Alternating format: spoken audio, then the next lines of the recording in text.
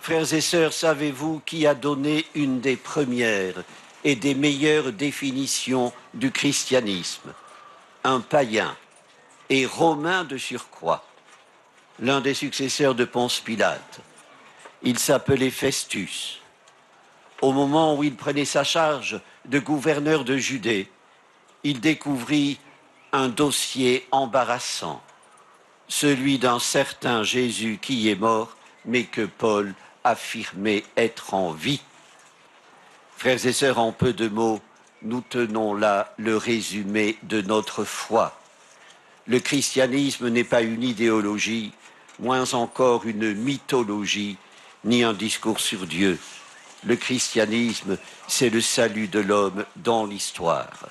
Résurrection et rédemption vont de pair. Le plus déconcertant, c'est que ce salut, cette rédemption, émane d'un tombeau ouvert et vide. D'ordinaire, le tombeau marque un point final. Ce matin-là, il fut inaugural. Ce matin-là, une femme rend visite à un mort enseveli depuis 3 jours. Elle s'y rend lentement, le cœur rempli de toute la tristesse du monde, pleurant ses espérances perdues. Pourquoi s'approche-t-elle? Par piété. Tout est accompli. Pourquoi se presserait-elle? Les tombeaux sont fermés à jamais, occupés pour toujours. Frères et sœurs, quelle dut être la surprise de Marie-Madeleine quand elle découvrit le tombeau vide? Sa première réaction, nous dit saint Jean, fut de fuir. Elle court jusqu'à la maison de Simon-Pierre. « On a enlevé le Seigneur », lui crie-t-elle. Sacrilège. Son récit de témoin s'ouvre sur un enchevêtrement de courses plus échevelées les unes que les autres. Tout le monde court.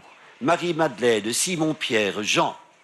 Pierre et Jean courent plus vite que Marie-Madeleine repartit avec eux. Et Jean court plus vite que Pierre. Frères et sœurs, Pâques, c'est l'inouï, le jamais vu.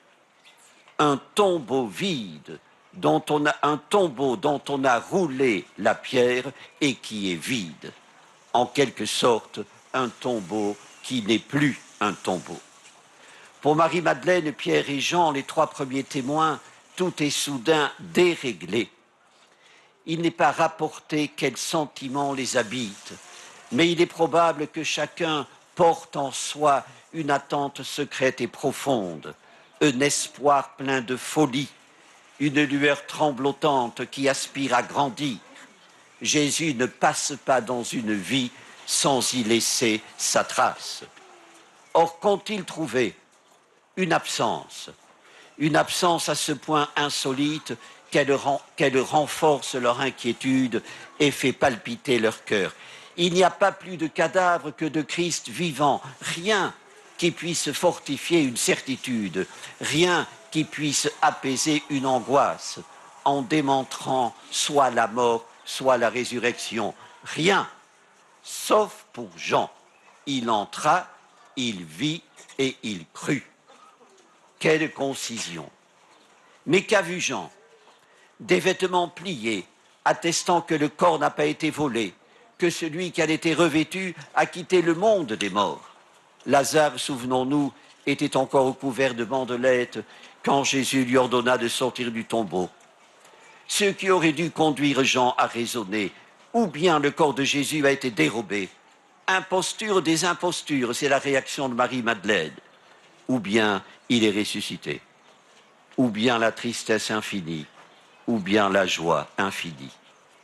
Celui qui plus que quiconque a vécu dans l'amitié de Jésus prend tout à coup conscience que Pâques est l'heure des certitudes, de la certitude. Jean a cru. Et nous, frères et sœurs, notre foi est-elle une foi pascale? Notre vie apostolique est-elle une réponse personnelle à l'événement de Pâques? Quand il s'agira de remplacer Judas, Pierre demande de choisir quelqu'un qui soit témoin de la résurrection de Jésus. Frères et sœurs, ne nous enfonçons pas dans l'obscurité des questionnements abyssaux, alors que nous éblouit la lumière de ce matin du monde. Croire dans le ressuscité, c'est semer l'amour là où triomphe la haine.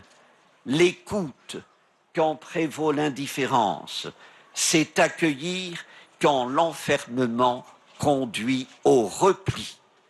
Et tout cela, comme disait Festus, au nom d'un certain Jésus qui est mort, mais que Pierre affirme vivant. Amen. Prions le Seigneur.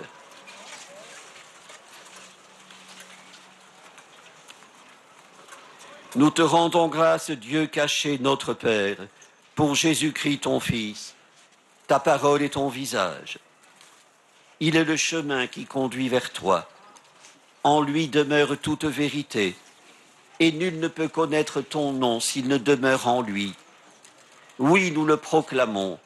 Par ton Fils, la vie s'est manifestée.